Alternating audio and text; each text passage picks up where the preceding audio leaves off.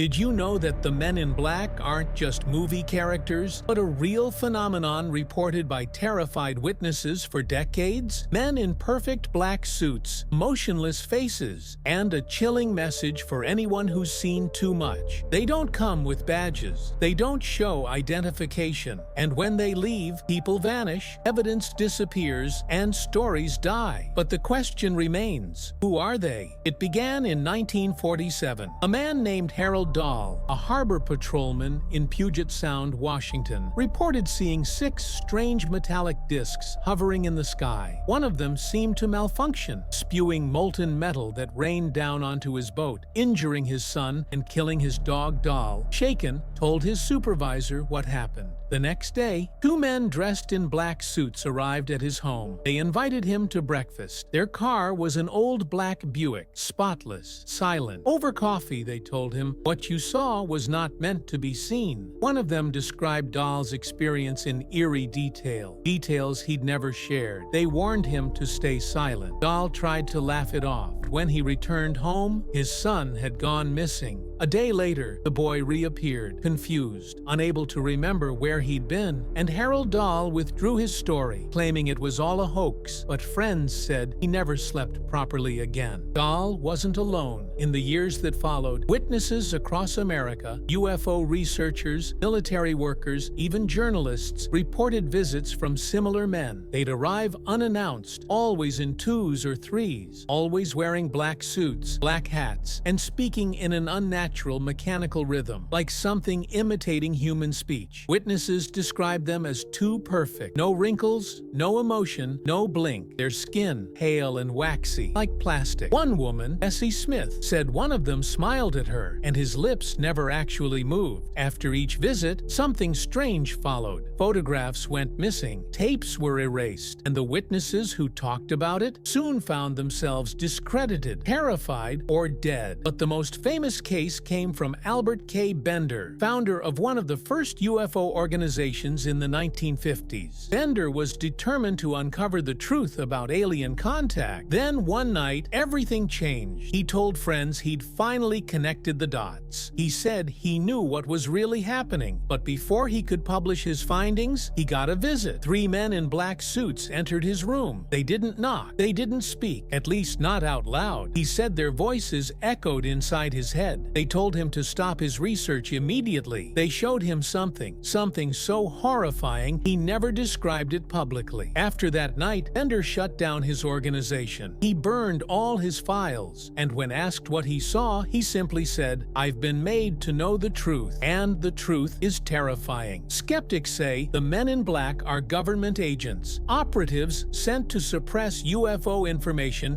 during the Cold War. But others believe something darker. Witnesses describe them driving outdated cars that seem brand new, their license plates untraceable, and when touched, their clothes feel cold, metallic. One British officer once reported seeing 2 of them appear out of thin air inside a restricted military base. Security cameras glitched for 7 full minutes. When they came back online, the men were gone. Declassified FBI documents even referenced men impersonating Air Force officials harassing UFO witnesses, yet no records exist of these agents ever being assigned. So, who are they? Government shadows? Extraterrestrial enforcers? Or something not of this world, wearing human skin? Even today, reports continue. Modern UFO researchers claim to receive visits from strange men after viral posts or online leaks. One security guard in 2008 described 2 men walking into his hotel, tall, identical, emotionless. The staff said their movements were synchronized, almost mechanical. Cameras caught them, but the footage